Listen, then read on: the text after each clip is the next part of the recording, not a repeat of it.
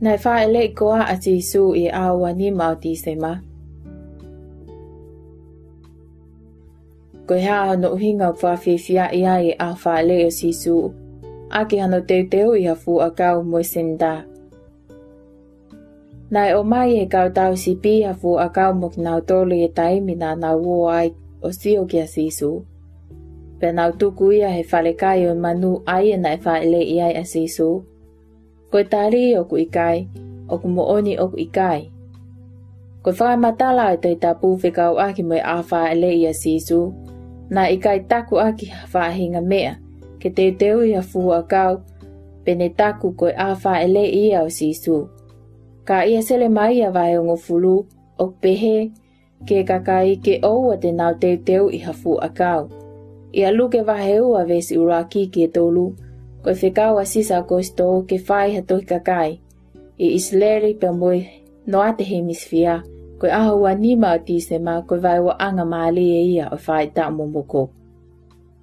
Kai uma a e toi tapu o ku tau lawai, e taimi ne whaele ia e Jesu nai itu ai e kau tau sipi he lotomala e he pōko ia, o le ohi e whanga sipi. O ku uhinga mai lewa eni ko Jesu ne whaele ia ki mua, pea osia o katopa. Koe uhi, koe kau tau sipi o ku nau ngā ue ki hono whakahu e whanga sipi, ki he loto a he pōko ia, pea osia o katopa, ki mua pe whahai tau uha. Ne tōtou sinau takatakai e Isleri, pea ki e kakai o ku ikai te nau whi alu aki. Pe koe whakamanu I tua he ti sema kotoa pe. O pehe tō kua koe kau tau sipi mo kau tangata poto, hange ko ia na nau whai, na nau haa whakataha ke whare kai o manu ki he pepe ko ia ko Jesu. Kai ke he ka pau te ke lawa mātiu wahe ua ves tātaha, te ke sio le vai koe kau tangata poto o ku mooni, ne nau a ahi ke Jesu ko ki tamasi, pea moene whae ko mele iha whale. Lahi e kakai o kai no fohifo o lau whakalele e toi tapu.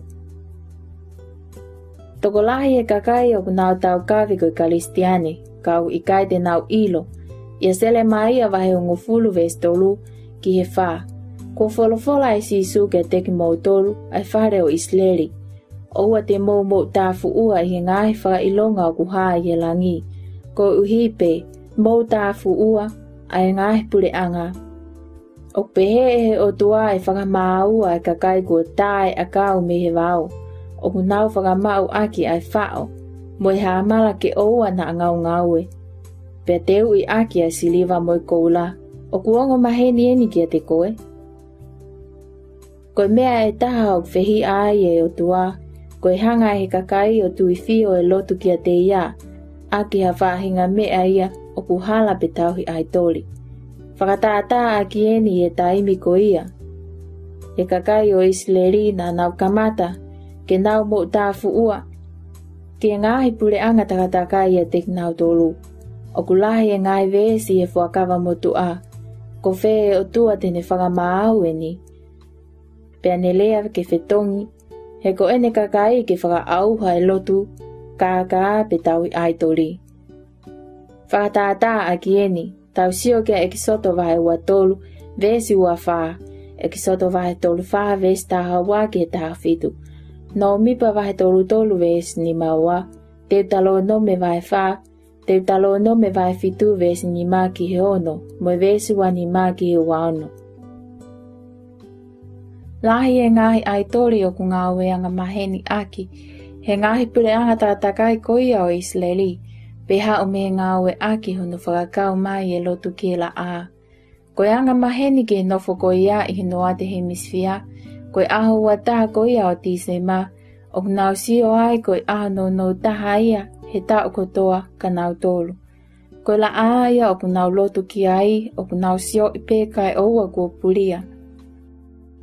O nau sio heni koe aho wa nima o tisema koe aho loloa ia a nau tolu.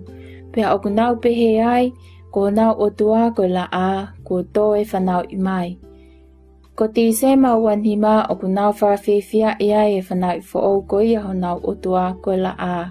Pea hangai e kakai o teu I honau whale aki a ngahi tapu me teu I hafu akau. I mo aki aho ko ia o katolika loma, o unau whakawhiawhia ia I hatu mo ui whikau aki, mo ua ngeau ni manoa ke tolu ngeau AD. Ko siasi ko ni o kunau sio ai, o kumanakoa e toko lahi ke me ani, pea o kunau whakapapau ai, te nau whakawhiawhia I e aho ni mao tisema, koe aho whaelei o si sukaraisi. I e mea o kunau whai na e tā whakatātā, ke pehe mo whakapapau I ki kakai koe aho whaelei ia o si su. O kutai tokai au pito eni. Ke tai mita tau ki ngahi vesi wholofola he tapui. He o tua hono tui whio e lotu mo oni mo lotu aitoli. Nai pehe e si su ia si one vai wha vesi ua tolu ki he wawha, ka neongo ia, ko hokoni a ia, koe kakai o ku lotu mo oni te nau whai e lau maarie, mo whai mo oni e nau lotu, ke tamai, he koe tamai foki o ku neku mea whahinga ko ia. Aki nau tolu o ku mātu aki lotu ki a te ia. Koe o tua koe lau maarie, pa ko ki nau tolu o ku hu ki a te ia, ko pau ki nau whai e lau maarie, mo whai e mo oni e nau hu. Ko ia ai kau karistiani o ku tau whie mau ke tau lotu mo oni ki e o tua, o ku ihe vani mo whalala ki ai. O ku ne whie mau ki tau tolu ke tau si ake a ngahi mea o ku hala mo tae mo oni, kai no whataha o tau loto ki a te ia. Na I kai ke pehe mai e tui tapu, ko whetai mene wha ele ia e sisu, pe ko haane teu I hafu a kau ke whakamanatua ko no aha wha ele. I kovina ni te fo o e karistiani, apostolo a Paula ko kare tia vai whawe si ongo fulu ki e tātaha. A, o kua mana wahe ki e teki moutolu, na kua tai aonga I ku whakaongo sia, ni whai maak moutolu. O ku moutau I a ngahi aho mo ngahi mahina, mo ngahi whai tau, mo ngahi tau, ko kare tia vai whai ia vesi ongo fulu ki e tātaha. Nā ne pehe ia kolose wahe ua vesi taha no ke tā fitu. Koe tau hi aho pe mahina, he ko ngahi mea ko ia, ko ha ata pe o ha ngahi mea, ka hoko. Ke karistiane ke mou ilo ko si sukaraisi ko o si hao. He nā ne pekia koe uhi ko koe mo au, pe nā ne toi tū me he mate. Mana tū ne pekia a si su ka tau hao ai, Ia urakorinto vai tātaha vesu a tolu ki he wauno, o tala noa eni whekau aki, moe oho mohe ai eiki mohono lava ki I. A kau karistiane koe mea mahu inga taha ke tau sio mua, ki he aha ko ia ne toi foki mai ai a sisu. Kolose vai tolu vesi ulaki ki he ongo fulu, urak te Salonaika vai ua vesi tahiwa, pea moe ua ti mote vai wha vesi walu. Tau whakapapau I o ku tau whakalaulau loto ki e o tua.